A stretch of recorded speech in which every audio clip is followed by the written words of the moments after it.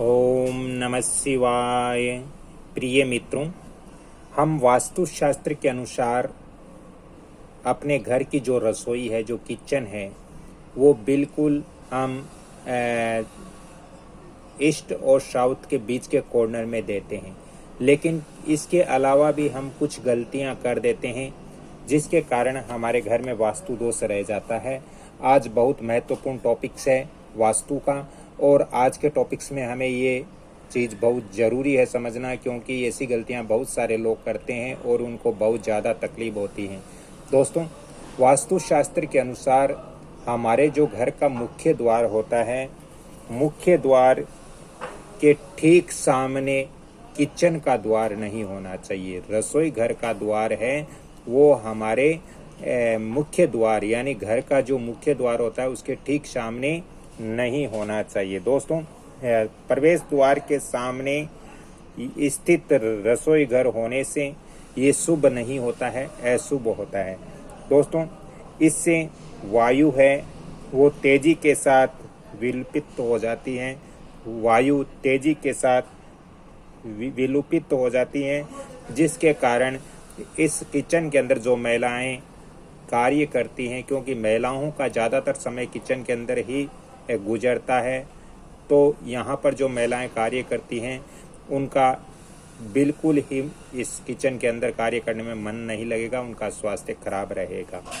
दोस्तों, यहाँ पर एक चीज़ और हमें ध्यान रखना चाहिए कि जब हम इस किचन के अंदर गैस चूल्हे की व्यवस्था करते हैं तो हमें बिल्कुल यहाँ पर ईस्ट और साउथ का जो कॉर्नर है, इस कॉर्नर के तरफ हमें करना चाहिए, या हम इस कॉर्नर पे या पूरब दिशा से लेकर यहाँ से लेकर के और यहाँ तक हम किचन गैस चूल्हा इत्यादि की व्यवस्था कर सकते हैं।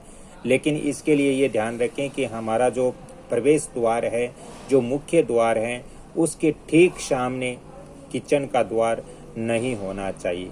दोस्तों, वास्तुशास्त्र के अनुसार कभी भी हमारे यहाँ जल का सिंक और गैस चूल्हा ये दोनों बराबर नहीं होना चाहिए, एक सीध के अंदर वास्तु अनुसार नहीं होना चाहिए। दोस्तों, किचन जब बहुत सारे घरों के अंदर हम देखते हैं कि ब्रह्म स्थान के अंदर किचन दे देते हैं, यहाँ बीच के स्थान के अंदर, तो ब्रह्म स्थान के अंदर भी किचन नहीं आना चाहिए। हमारे घर का जो किचन है वो बिल्कुल ईस्ट और साउथ के बीच के कॉर्नर में यानी आग्नेय कोण में रहना चाहिए। ईस्ट और साउथ का जो कॉर्नर होता है उस कॉर्नर के डायरेक्शन में ही किचन हमारा घर का वास्तु अनुसार रहना अच्छा रहता है। दोस्तों, साथ ही हमें ये ध्यान रखना चाहिए कि चूल्हे को, जो गैस चूल्हा होता है, गैस चूल्हे को खिड़की के नीचे नहीं रखना चाहिए, क्योंकि ऐसा करने से भोजन की गुणवत्ता पर इसका खराब असर पड़ता है। इसलिए खिड़की के नीचे कभी भी गैस चूल्हे की व्यवस्था वास्तु अनुसार हमें नहीं करनी चाहिए।